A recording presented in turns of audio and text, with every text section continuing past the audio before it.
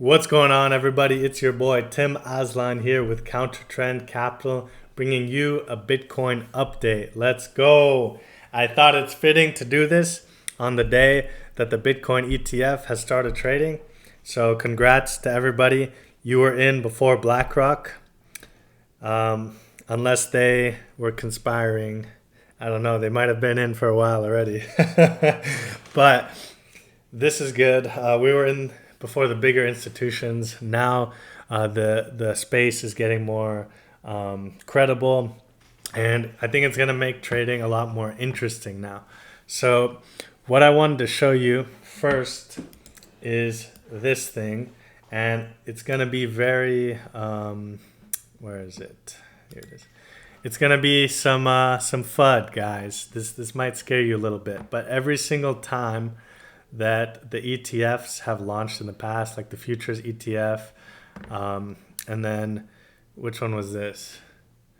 This is like a strategy ETF, so not the same as a spot ETF, of course, but every time there was a new ETF, it always hyped up the market, and then there was a subsequent bigger drop, right? So this one had a bigger drop, then went up again, then another bigger drop. This one was the exact top, and then I think in 2018 it was the exact top as well. So not to scare you, but it is something we need to be aware of now that the ETF has started trading. And we are already down 5% from today's highs. Now, if you follow the Twitter, you saw that I was looking at the monthly naked point of control. A couple guys in the group caught a nice short from that. Shout out to them. I personally didn't enter. I was a little worried, to be honest, because we were pumping and there's a lot of news, euphoria. I just wanted to relax, let a range get built before I enter. Can always enter on a retracement. But now that we did take that monthly naked point of control, what we also did was we swept this liquidity from back in April and March of 2022. And this is really, really nice because that's a huge area of liquidity that has been trapped for, almost 2 years. Not to mention, if you take this entire range, this was the value area high of that range. So we swept that and got rejected on this value area high, and now a huge move down from that. That tells me that we might have some further downside, if not a lot more downside. So let's zoom in here for a bit. Actually, before we do, one more thing I wanted to mention is this 1.618 right here. That's still a very big level, and I'll come back to that on why. But the main thing is we still have our bearish count where this could be a W, ABC flat, X, Y, and then put in an additional low and break this low for the bear market. So keep in mind, it's possible. The chances, I'd say, are 30 to 40% right now. But if we break this 1.618, which is the max target for the WXY, then those chances will be very low, 5-10%.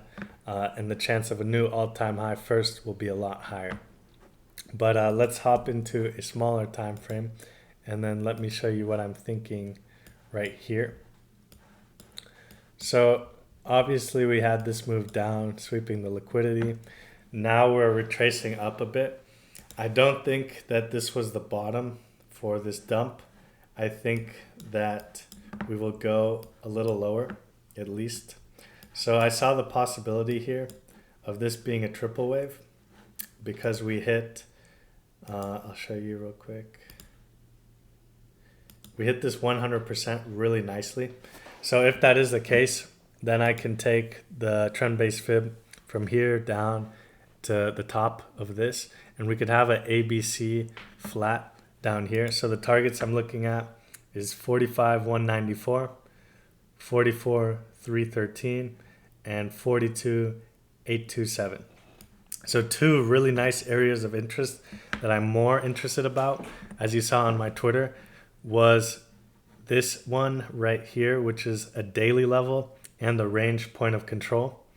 And then a little bit below that is the 1.618 that also matches a TR pocket, which is the range deviation of this range. So some two nice pieces of confluence for a move down here, and then another move up, potentially tapping that 1.618. Now, if we do get up to that 1.618 and reject hard, I will be entering shorts because that could be the cycle top for this bear market rally. And if I get stopped out, it's okay because I have altcoin longs that will perform very, very well as Bitcoin pumps. So the main two things that I'm going to leave you is number one, a short at the 1.618 around 49,760. Be careful, wait for a rejection, and make sure you have a decent little stop loss that you won't get stopped if there's like a bigger wick before we go down. That's number one.